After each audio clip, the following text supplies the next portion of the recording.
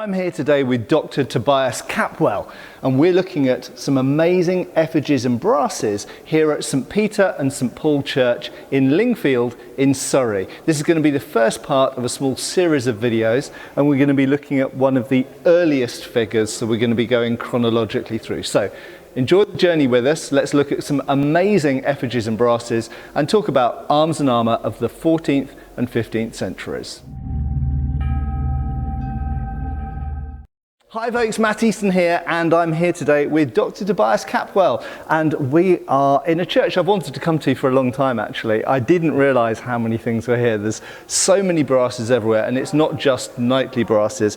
We've got various ladies down here and also clergy just behind the screen here as well. So we're going to start today looking at this particular knightly effigy behind us here, which dates to about 1360-61, but we'll talk about that in a second. And this is a member of a family, the Cobham family. Right. And the Cobham family buried a series of their knightly ancestors in this church. So you can see a chronology and the development of arms and armour across this period from about 1360 through to about 1450, isn't it? So, but I'll let Toby here introduce you to who this is and why we're looking at this figure today. Yeah, this is one of the better, more important English effigies, high relief effigies in England, dating from the second half of the 14th century. And it's important because it's artistically, in terms of its quality, a great effigy. It's been preserved, comparatively speaking, in really good condition, and it represents one of the stars of late medieval English history. This is Sir Reginald Cobham, who was one of the original companions of King Edward III, going all the way back to the point when the teenage King Edward III, or the future Edward III, seized control of the kingdom from his mother and her lover. He had this kind of cadre of young knights who were his personal affinity, his posse almost, and they were the ones who engineered his takeover of the country in quite a hands-on, practical way. So Sir Reginald was with Edward III and present all the way through his career as a king. Notice that he has the garter on his leg. He's not just a Knight of the Garter, he's one of the original Knights of the Garter. When the Order of the Garter was founded, it was conceived as two tournament teams facing each other on opposite sides of St. George's Chapel in Windsor. One team is led by King Edward III, the other by Edward the Black Prince, the king's eldest son. And he was one of the originals. And he then went on to support Edward III in his early campaigns in Scotland. He fought at Crécy, he fought at Poitiers. He was the one who scouted out the whole naval situation before the Battle of Sluys, which is really the first battle of the 100 Years' War. Yeah. Which is 1340, I think. We'll put it in the notes. But it's early on. It's before Crécy. Yeah. It's before everything. Yeah. It's the first major engagement, really, at the beginning of the 100 Years' War. So he's like original generation. Yeah. Beginning of the 100 Years' War. He's one of the original 100 Years warriors. And really, like top tier, second down from royalty in this generation. Yeah, he's a really important character, and it's whenever you're studying a sculpture like this. It's, they're amazing in isolation, just looking at them for what they physically are. But it's even better when you can place this person with other sources and get a better sense of who they were in their lives and what the effigy is trying to memorialize. And I think for anyone who doesn't know as well, we often talk about effigies and brasses, which are two common sources of information for researching the development of arms and armour. But effigies are the really top tier expensive thing, aren't they? So the very fact that he's got an effigy shows he's got the wealth and he's making a big statement by having that. Right. A good high relief monument like this was, could cost the totality of someone's annual income. Yeah. I mean, by the time he made his effigy, Sir Reginald Cobham had grown very rich from the wars in France and from his affinity with the king. So his annual income was probably greater than what this cost. Yeah. But still, they are very, very significant expenditures. But it's money well spent, because the effigy is all about exhorting people after your death to pray for your soul. And Lingfield is especially important when you get to the whole question of intercessionary prayers, the prayers for the living, for the dead, speeding the soul through purgatory and all of that. Sir Reginald's grandson, also Sir Reginald, who we'll see in a moment, actually founded a permanent college at this church. In this context, it means it's a permanent establishment of people at the church constantly praying for the souls of the dead. So it's a whole institution designed to generate these intercessionary prayers, and the effigies are a fundamental part of that whole process. So talking about the effigy itself, so most people watching this will be going, okay, this is all great, but get to the armour. We want to know about the armour. So one of the great things about effigies is obviously they are a three-dimensional representation. So you get a lot more information and a lot more detail on them than you do on a brass or a manuscript illumination or a stained glass window. Not to say that those aren't also great sources of information, and they are, and they can corroborate things, and we can cross-reference. But effigies are kind of peak when it comes to studying, particularly English, but in some cases French, Italian, Spanish arms and armour. And this is a very good quality effigy, isn't it? I mean, the level of detail shown here is, you know, even the way that the garter of the Order of the Garter is shown, the individual rivets, the shape of the breast. We'll talk about these things in a second, but it's very high quality, isn't it? Yeah. We should also immediately address the color. A lot of people don't realize that effigies were usually, to a greater or lesser extent, painted with polychrome, multicolored decoration. So what you're seeing here is accurate, for the most part, to the original condition of the effigy when it was new. But we have to mention that the current paint job was executed in the 19th century by a really important Victorian antiquary, designer, draftsman, J.G. Waller, who, like me, was a fellow of the Society of Antiquaries, and he repainted this sometime in the second half of the 19th century. But given who he was and his rigor as a scholar, and just from what the thing looks like, we can feel fairly sure that his repainting was following quite closely original painted traces. So he's just, I think, restored the original paint scheme. He hasn't changed the colors and gone in there with his imagination, which does happen, and it's very unfortunate. This, as repainting goes, this is pretty sensitive, and most of the color, I think, is totally accurate. The one thing I'm a little bit unsure about is the showing of the cuisses as this kind of coat of plates or brigandine construction. With these spots, yeah. The gold spots are meant to represent rivets that are not studded leather. Not studded leather. They're rivets that are holding iron, steel, or some other hard material. Like a brigandine. Plates inside, and the outer facing is leather or textile. And this is a real thing. These are a perfectly fine way of making leg defenses in the middle of the 14th century. And I feel like, knowing who J.G. Waller was, he wouldn't have put the spots in unless he had a good reason. And we can check at other brasses in other churches that also belong to the Cobham family. The brasses represent this kind of multi-plate leg defense. Yeah. So there are a lot of good reasons for feeling like this is, if it's not absolutely accurate to this particular figure, it's totally fine if someone's building an armor of this period. Yeah. Reginald Cobham died in 1361, and when you have that, when you know the death date and you know the individual, it's usually a good rule of thumb to assume that the effigy was made plus or minus 5 years, either side of the death date. Usually we don't know whether it was made before or after death, because it could go either way. Unless we have a record. Unless there's, like in the will, Yeah. very commonly wills will say my effigy should be made according to the, the feeling of my executors or whatever, as is the case with his grandson. Here, I haven't checked his will, I can't remember, but I think that's a general rule of thumb, plus or minus 5 years. So this is late 1350s or early 1360s armor of a pretty high status. It's perfectly conceivable that what we might be seeing here is the armor that Sir Reginald wore when he fought at the Battle of Poitiers, 1356.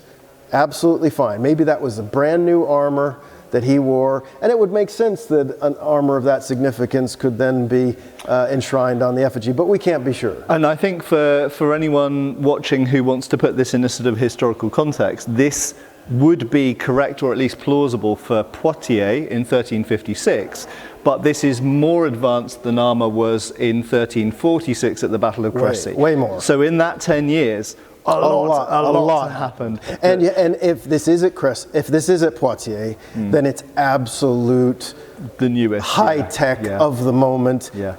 Couldn't have been made 5 years earlier. Yeah. Just as a brief diversion, one of the main differences, and we'll talk about the details of this in a second, but one of the main differences you'll notice from effigies or indeed any other art form from the 1340s, so when the Battle of Crécy happened, is you'll generally see a much flatter torso, won't you? Because of this has got a breastplate underneath it, and in the 1340s people were generally speaking wearing much flatter and straighter sided coats of plates. So that was the big difference in armor technology, was the shift from flatter coat of plates to more domed global.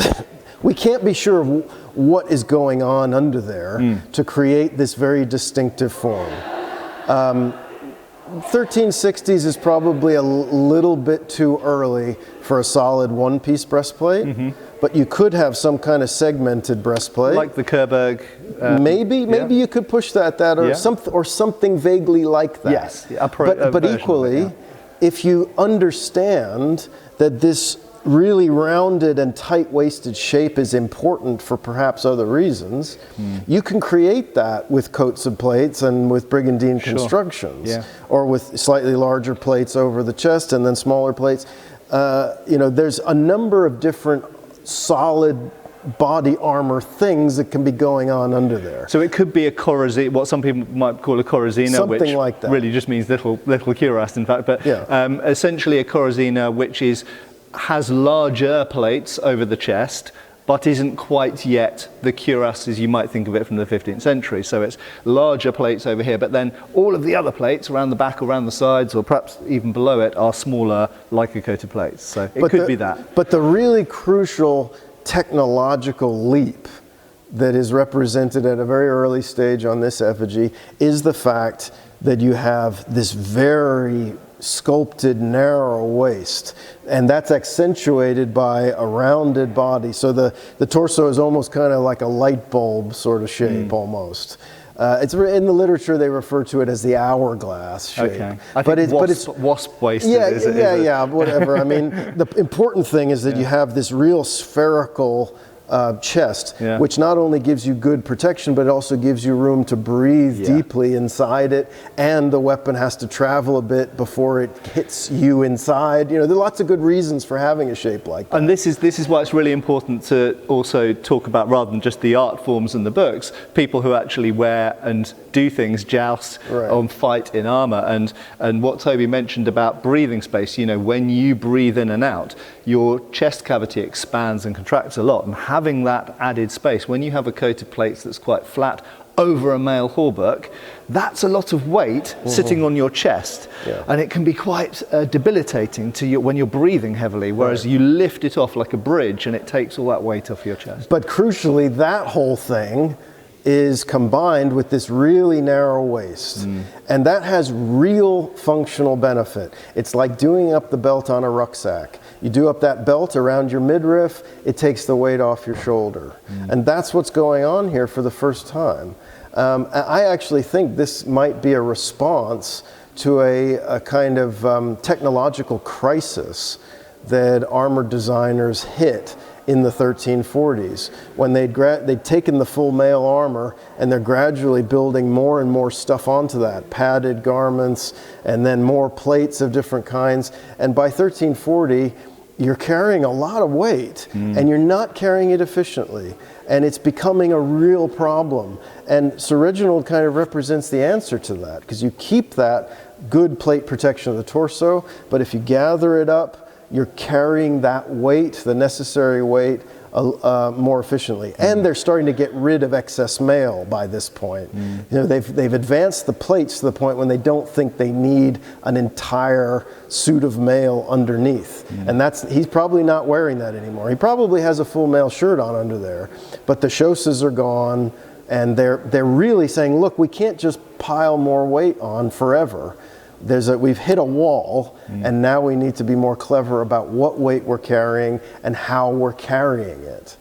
But you wonder, you know, where did the idea of that waist actually come from? It might not have started as a technical issue. It might have actually originated as a fashion.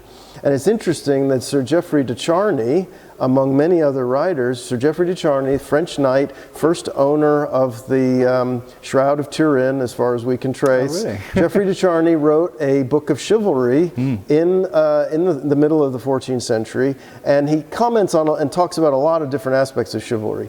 But he also mentions this newfangled, deeply offensive fashion that's just come up as he's writing. This fashion for these unhuman, wasted body forms. And he says that now people going about artificially altering their bodies, and he finds this whole, it's disrespectful to God and unnatural to show this, that you have this incredibly narrow waist. And he has nothing but bad things to say about it. And it's kind of a funny thing in a way, because Sir Reginald Cobham is said to have been the person who killed Geoffrey de Charny at the Battle of Poitiers.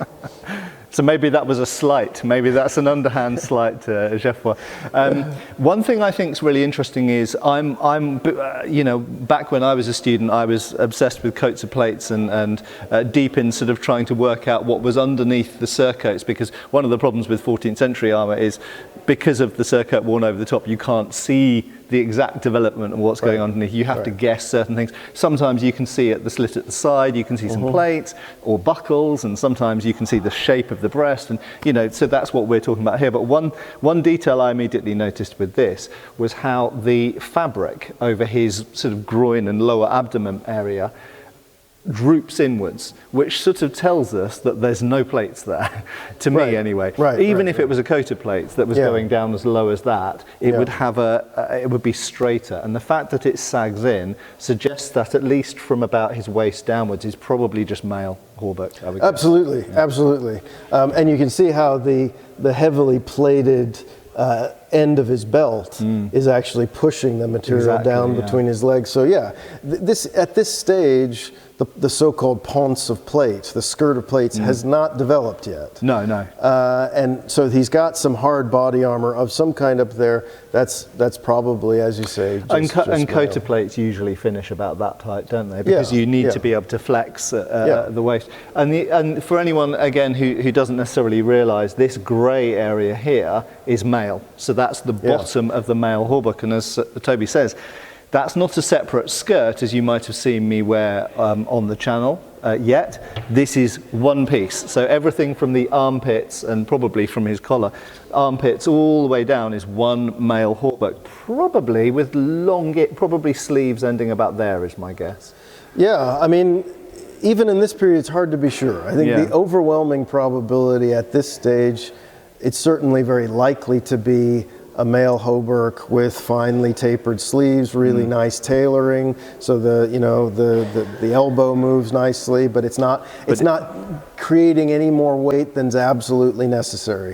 The better the tailoring, the less weight you're carrying. And it has to fit underneath the plate without bunching up and creating But let's remember that in some of Edward III's old Tower arsenal inventories from the middle of the 14th century, they are already talking about breaking old male shirts into skirts and sleeves.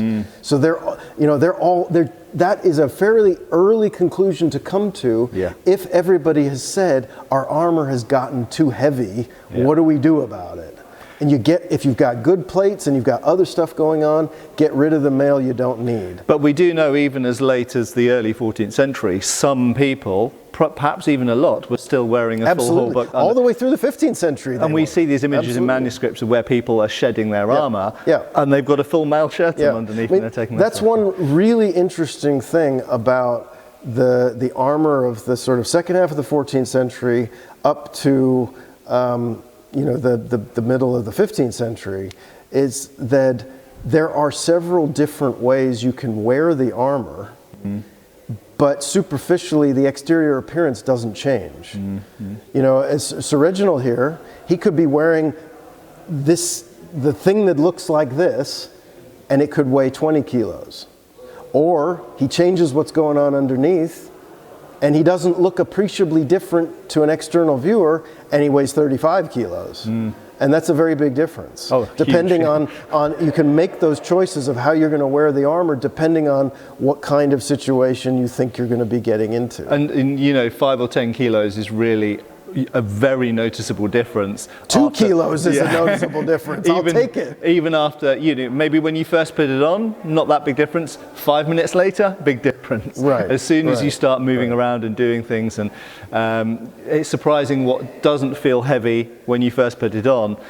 20 minutes later really does feel heavy. So. And in some of the eyewitness accounts, the French eyewitness accounts at the Battle of Agincourt, for example, they say, we wore long mail shirts under our armor. They say that because they're going into massed English, archers in a fortified position. They're wearing their armor in the heaviest configuration with very good reason. It's easy to read that. If you don't know anything about armor, you think they're saying, oh, they only wore mail shirts and nothing else. No.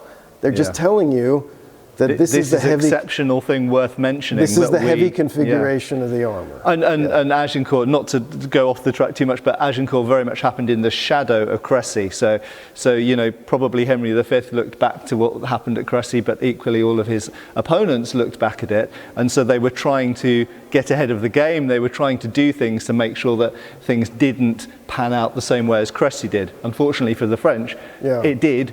Probably in a different way, but so they were trying to skew the odds in their favour, and they'd learnt the lesson of massed English archery from Crécy. So I thought it would be nice if maybe we worked our way from foot to head, looking up at some of the elements, because there's some very interesting details on this effigy. Okay. Right, so here we are, obviously at the feet of the effigy. So one interesting thing to note is we've got plate sabatons, which haven't been around for that long at this point, have they? Well, you can see it at a very early stage. I mean, there's evidence for them popping up kind of intermittently from the beginning of the 14th century, but it's patchy and they haven't worked out how to build them. I mean, what you're seeing here is the fully fledged articulated sabaton of plate. And this shows you already by the middle of the 14th century that the English, had really embraced that. This is the period when they really perfected their English way of war, fighting. Their knights fight on foot, defending and working in concert with their archers and other infantry. And that's when you need plate sabatons, because people are going to step on you. And things will be dropped. There's all kinds of bad things that can happen to your feet, right? And also at this stage, you're already seeing the English sabaton is overlapping downwards, which defines English armor design all the way through the 15th century. We're in the late 1350s, 1360s here. And you're even seeing the gap between the sabaton and the greave. It's been repainted, but again, I do think that Waller, in his repainting, was following the original polychrome decoration, and it's red in there. And the arming shoe, the very closely fitted shoe, like a high-top sneaker almost made out of leather, is red. You can see the red leather underneath there, and it's red in there. So he has this gap between the greave and the sabaton, which means that he the sabaton doesn't interfere with his ankle mobility. On the continent, they very quickly started putting articulated plates up inside the greave to just maintain a good interaction, but you lose some ankle mobility. Yeah. You don't care about that if you're on horseback some or all of the time. But if you're expecting to say, look, we have to make our armor work as well as it possibly can on foot, this is a classic English feature. And it's interesting to me that you're seeing it this early. I mean, so my sort of logic would suggest that someone who's primarily fighting, or at least a lot fighting on foot, is concerned about things coming down this way. So that opening is not a problem. And equally, those plates are going in the direction of movement. If you're sitting on a horse, you're more concerned about things coming this way. So therefore, you would want the plates to overlap upwards, and that's why you'd be concerned about. Yeah, Is that? and that's why by another 10 or 15 years later, they're putting a male voider in there. He hasn't got that yet, which is again a nice expression of its early date in the technological evolution. But by the time you get to the Black Prince's effigy at Canterbury Cathedral in the 1380s, he's got male in there. And so the sabatons are secured around the back here, and then they have a strap going just underneath the ball of the foot here. There's nothing visible underneath the toe, and I think they can sometimes be pointed up here, but there's no evidence. No, he's got straps under there. Yeah, but just the tips of the toe, toes. Yeah. And, a lot of times in the second half of the 14th century, on surviving sabatons, you have a pair of point holes there. Yeah. And they tie them down to the arming shoe. Yeah. And sometimes effigy carvers just decide to leave certain little details out. Yeah. Carving a little knotted lace there. Yeah. Is troublesome. Or it may not have been there, and the strap's fairly. Right. And one of the beauties of not having these secured, and I found this with my sabatons, is that if the tip of your sabaton catches on something, it just lifts up and it doesn't get caught, so to speak. But anyway, moving up to the greaves. So greaves are one of the earlier pieces of plate armour defence that we see up here, aren't they? So these have actually been quite a tried and tested. It's the perfect shape of the leg. It fits closely to the leg. It should hug the leg and not ride around too much. A lot of the evidence for the early ones is that they were made of leather, I think. Yeah, the early sources often refer to the plate defenses for the lower legs as shin balds. Yeah. And those could just be a plate on the front of the leg, and the back is still left open. Which we see in the Morgan Bible. I think Goliath is wearing. Right. And that's like 1240s. Yeah. So the idea that you need hard plates on your lower legs goes a fair way back.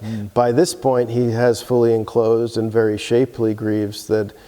It's not totally out of the question that they sometimes could be leather, and you do see some evidence for that, particularly in Italy.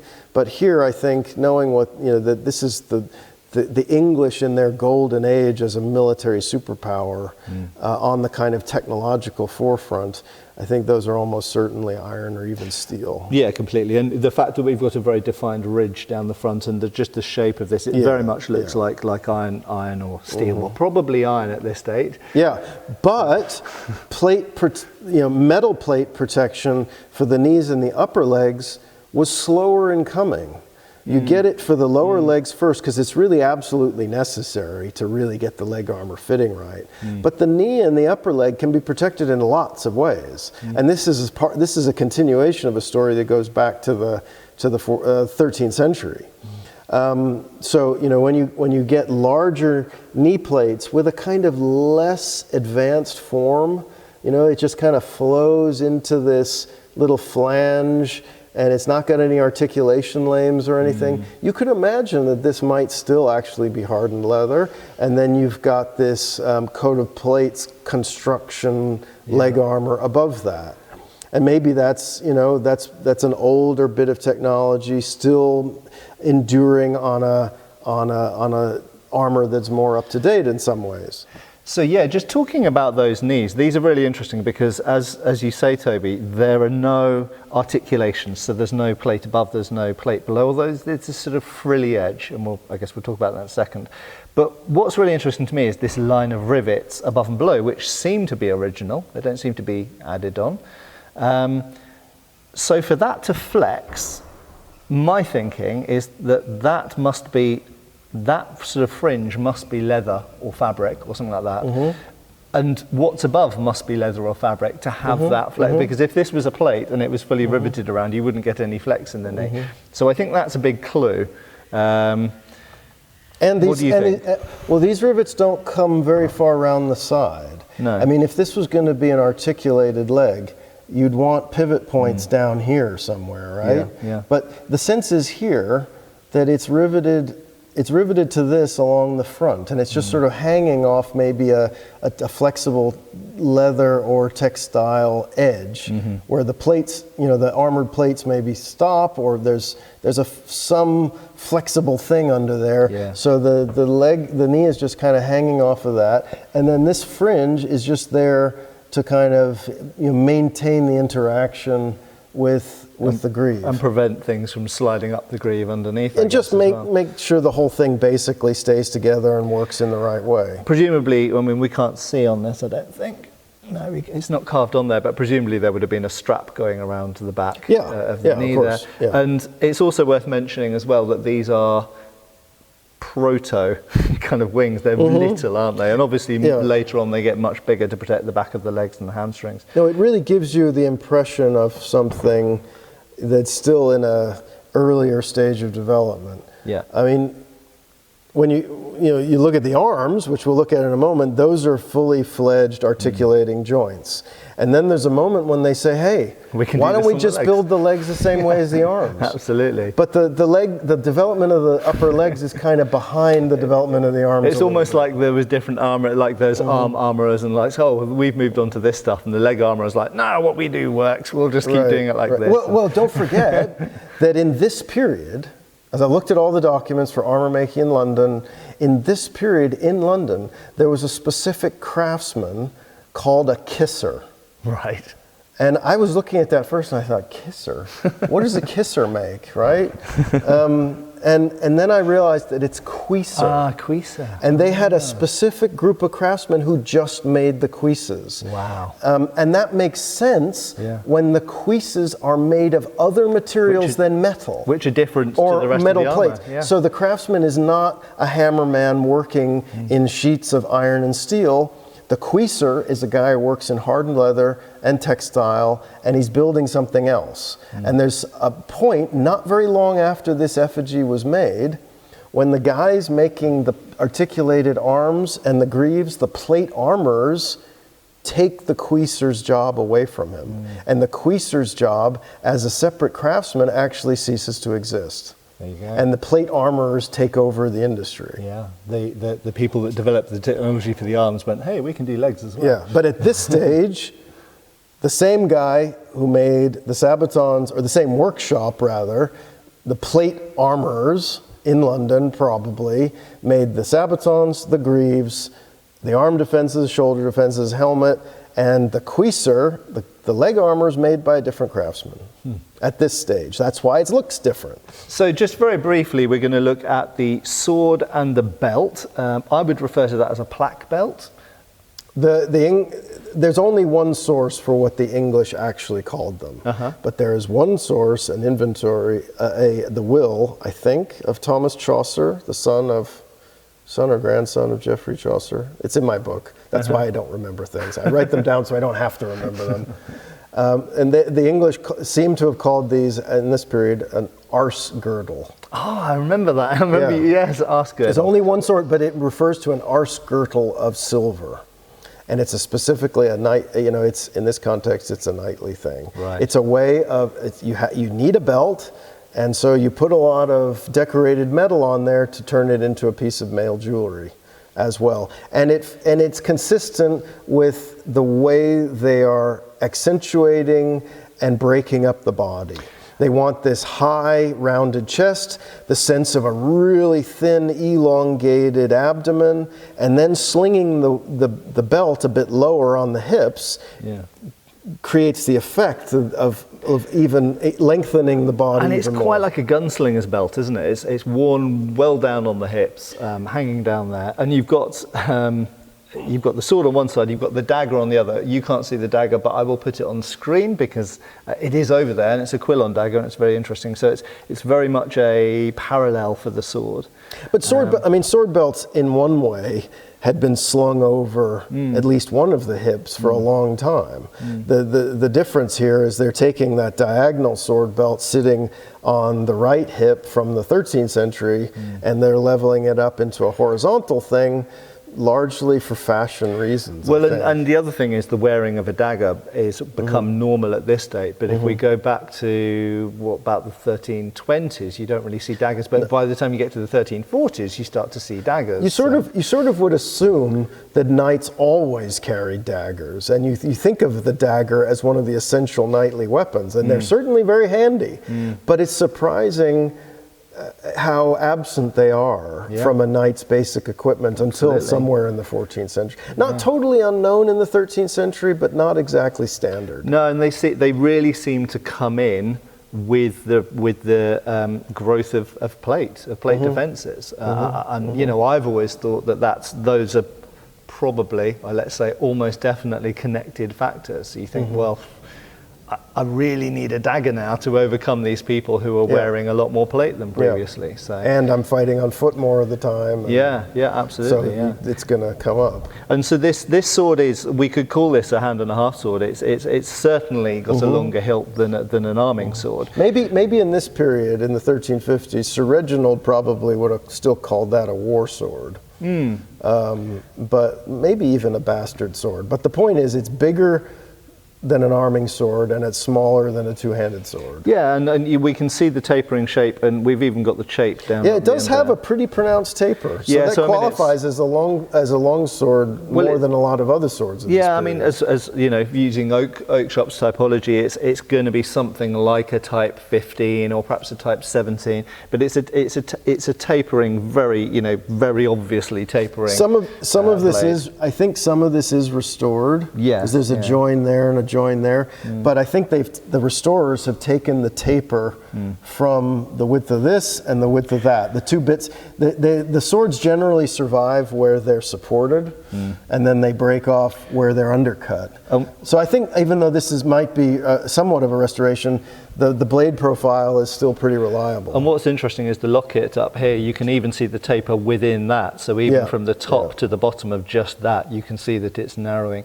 And this, of course, is a metallic, probably gilt brass, applied onto the wood-lined, leather-covered or perhaps fabric-covered scabbard, with these little windows showing probably something like velvet or something through underneath. And then you've got this overlapping, what's sometimes referred to as a rain guard, which comes up in a little triangle in this case. Sometimes they're rounded. This is triangular.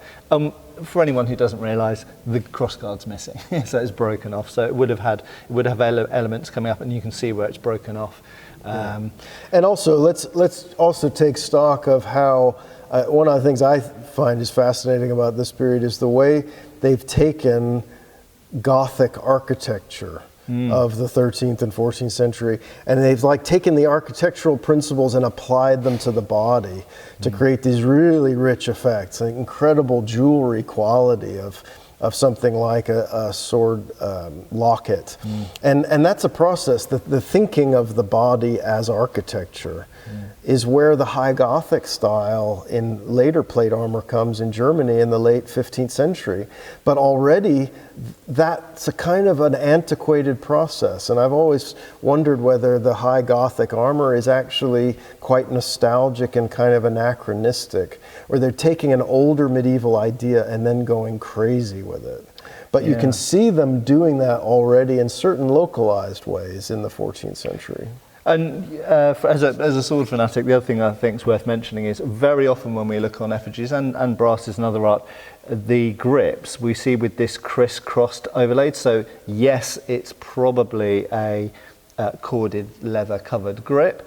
Although not always, they can be fabric covered, but very often on these high status original ones, we get these overlaid, probably silk cord with decorative rivets up. And this is something we practically never see reproduced on modern reproduction swords, which is a real shame, because it's very characteristic of the originals, particularly in the 14th century, less so in the 15th century. And a wheel pommel with a floral decoration in the middle of it.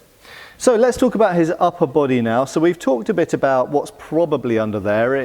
It might be a singular globose breastplate, it might be a multi-part, we don't really know, we can only guess, but it probably finishes about there. There's no evidence of there being plates down here, although there could have been a corazina, sort of a short version, we just don't know. What we can see of the arms and gauntlets, so this is the period when they really seem to have got arm armour pretty much fully functional. It's almost a perfect defence, isn't it? Yeah, I mean, you've seen on plate armor for the arms since the early 14th century that sometimes they're putting a rondel on the side of the elbow to help protect the inner elbow and the tendons in there. So that's a sort of a slightly older idea that's now being integrated into the new technology of an articulated pivoting joint using articulation lames. At this stage, just one lame above and one below. Yeah. Interestingly, the upper arm is not yet fully enclosed. You can see that it's open a fair way down to the middle of the bicep, and then it's not even closed at all. It's just an outside plate. It's harder to see. It's like a gutter. It's just an outer plate, and then he's got his mail covering the inner arm. So that mail sleeve must come down to at least here, really, mustn't it? It might be a completely long sleeve, just with a really nice taper. And you can see the straps in there. But also this is where you're also starting to see this characteristic of English armor for the arms and shoulders, but I think you probably find it elsewhere too if you look for it.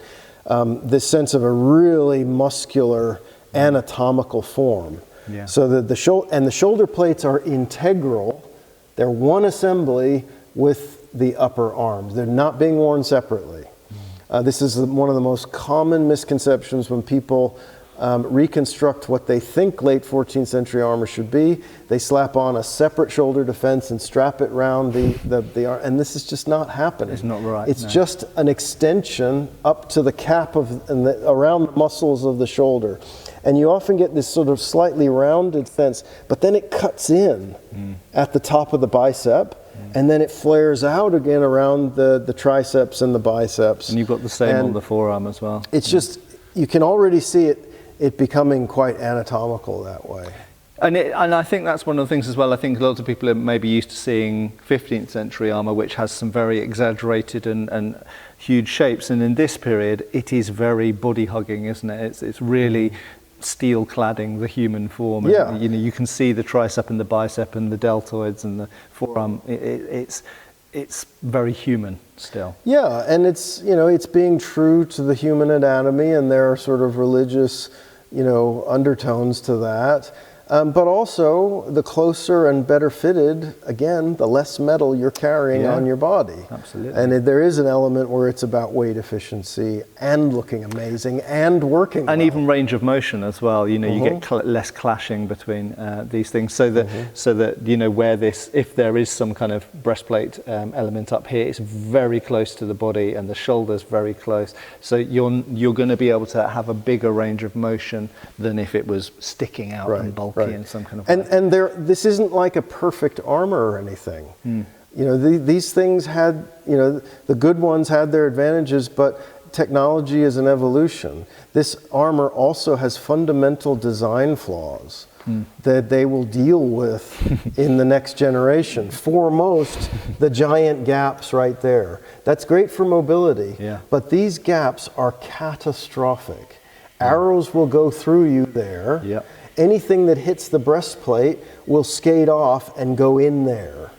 This gap is kind of intolerable. But it takes them a little while to work that out. People have to get horribly injured and killed to drive the technology. Someone has to test it. Unfortunately, Sir Reginald Cobham died of the plague, not from being stabbed through his armpit. Which statistically you stood a much higher chance of dying from at this time than of any kind of weapon. We've got to talk about these gauntlets, which I guess we'd commonly call these hourglass gauntlets. Yeah. And that is, again, I mean, I think like the arm harness, which, armor, we get better use and things later and things like this, but it's almost there, isn't it? It's almost, they've almost figured it completely out, and these gauntlets are such a successful design that they stay around way into the 15th century, into the late 15th century. And that's a really important point. When you're building armor for yourself and you're trying to understand how good is this stuff really, how well does it work, it behooves you to look at the history and say, here's a design, how long did this last? If it lasted for less than 10 years, it was probably a bad idea. If it lasts for generations, it's probably working for a lot of people. And hourglass gauntlets stick around for a long time. I mean, in England, they're still wearing basically hourglass gauntlets right through to the middle of the 15th century. So if anyone's wondering, if you're not a native English speaker, what's this hourglass word we keep saying? So an hourglass is like a timer, okay? So you imagine that shape that goes in a little bit like how we're looking at his hourglass figure. So this is another use of the word. And so you've got this characteristic shape that goes in at the wrist and then flares out again. Now what this achieves is it means that it's nice and tight into your wrist joint, but because it flares out at the back, you've got the angle of motion in any direction because it's a big circle. You're able to move the hand fully around like this, and they're fantastic design because if a blow comes down anyway in this direction, you're protected. But even if it hits the edge of that plate, it's so far away from your arm, just the movement of your hand just kind of absorbs it. It's a very, very good design. And you need a shape like that if you do not have wrist articulation. If the whole metacarpal and cuff sections of the gauntlet is a solid assembly, you got to have a flared cuff. If you want a cuff that fits closely to your forearm, you got to have wrist articulation, but they're not quite there yet. No, so wrist articulation comes later, and well, you might say, why, if this was so perfect? Well, one of the disadvantages of an hourglass gauntlet is this opening, and in fact we even see this in the treatises. In Fury's treatise, he specifically gives you a technique where you stab into the back of the gauntlet with your dagger. So this was a known, documented weak point of this type of gauntlet. And so of course what they do later is they produce a longer, more closed cuff, but for that to work you have to have, as Toby says, you have to have the wrist articulation. And while we're on the gauntlets and having talked about the legs and the arms, it's worth addressing the color, I think. That again, I think this, although it's repainted, I think the colors here are pretty accurate. And there are other effigies of this period that haven't been restored that have original polychrome on them. There's one just down the road from me in Suffolk at Irwitton, where there is original black and gold paint showing this very distinctive black and gold color scheme on the armor. Now, what's the deal with the gold? There could be a couple of different things going on there. On a rich person, it could be already gilded or, gold applied to the ferrous metal in one way or another. Or, of course, gilding of various kinds can be applied to hardened leather knees and things as well. That's possible. But there's a lot of evidence and a lot of different arguments that can be made that in England in this period, a lot of this was actually copper alloy. What Sir Reginald and people of his time would have called latten. And latten is a kind of a general term in the Middle Ages for any copper alloy that has various amounts of copper, zinc, lead, and tin in it. And of course, that's the difference between bronze on the one hand and brass on the other. Bronze is copper and tin, brass is copper and zinc. But you can mix all that stuff together, and depending on what you mix where, you can get metals that have, really radically different properties. And the latten that they're making gauntlets and elbows and shoulders out of might really be what we would call bronze. And bronze can be hard and tough, and it can be as good, if not better, than some of the iron that's available in this period. Certainly in the Roman age, the bronze was vastly superior as armor than the iron that they could produce. And not only do we have textual references in the 14th century to armor made out of copper alloy, they come out and say it, but we also have surviving pieces. There have been a number of fragments of gauntlets, specifically gauntlet fingers, found on the south side of the Thames by mudlarks and people like that. I published some of them in my books. They're made out of yellow copper alloy. Yeah. So there it is. Yeah. And we've got these, I mean, they might be funerary, but the Black Prince's gauntlets, which are made of some kind of copper alloy, yeah. they say. Yeah. Yeah. So finally, let's talk about the helmet. So as a basic, for anyone who doesn't know, a basic description, we have a bassinet with an aventail. The aventail is male, okay, so that will usually be a denser weave than other parts. And you don't see it here because in the 14th century, generally they didn't carve the male links into the stone. They just carved the figure as you see it here, and then they had stamped gesso, where they had like a male pattern stamp, and they went bang, bang, bang, bang, bang, and then they laid the gesso patterned like male over the top, and there are fragments of it all over the effigy if you look closely. But if you notice, unlike a lot of modern reenactors, the aventail is very close fitting. So it tucks right around the face and really, you know, over the chin, only just below the bottom lip. So close that the moustaches usually come outside the aventail. Right. So we can see the moustaches coming over the top there. So it's tight around the face. So it really just leaves the eyebrows down to just under the bottom of the lip. So a really minimal size hole. So you've got a good amount of protection when you've got an open face like this. And very often when fighting on foot and sometimes on horse, they would fight in this format with the bassinet and the aventail. But under his head, we've got this very impressive and beautifully rendered great helm. Yeah. And I think what I've been trying to spread this information, but I think a lot of people, this isn't an either or helmet.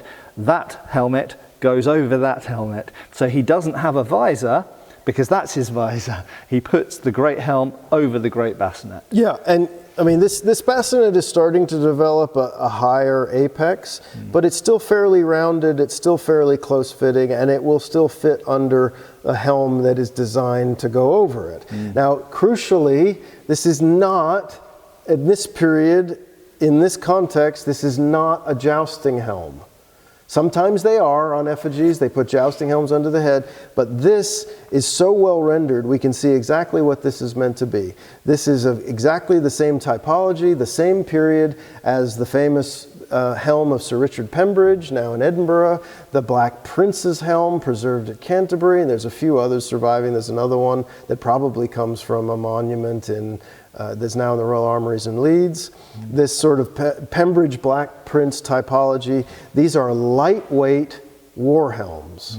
There's a similar one in Verona, I think. And, yeah, they're designed to go over the bassinet. They're not designed to be worn by themselves. They only weigh like 3 kilos, if that. They're thin, and the originals, you can see that the crown plates are actually bulged to fit really nicely over this. Yeah, this is the best example I've ever seen myself in person, where they've actually carved the inside, and you can see the web-like liner, just like you'd find in a lot of modern types of helmets or like World War I helmets, which is shaped to fit onto the top of that bassinet, and it's got no other padding. It doesn't need it because it's going over a helmet, so there's no padding, there's no kind of nothing kind of substantial inside. It's purely that web to just sit on top of the, and we see in plenty of artwork, as soon as they get into close action, off comes the great bassinet, and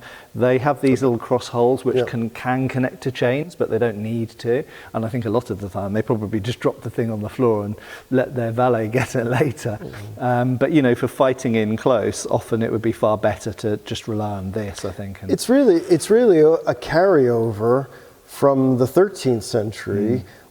Before movable visors had been invented. They just hadn't thought of it yet in the 13th century. So they had a little skull cap that would help, the steel skull cap or iron skull cap that would help keep them safe when they weren't wearing the helm, because they need their face open.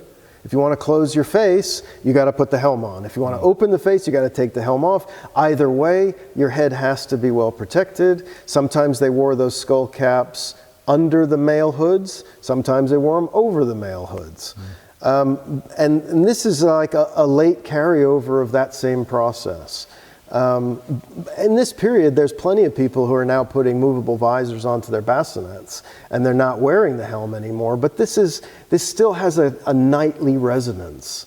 Knights. Let's remember, knights are concerned about their history, their pedigree, their dignity of their families, how they're remembered, legacy, and there are certain things that knights do that other people don't do.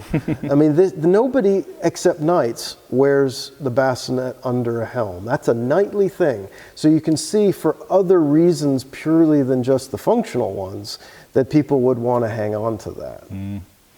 Right, I think we're going to have to wrap it up for this effigy, but I think it's deserved this in-depth treatment because it's a really remarkable.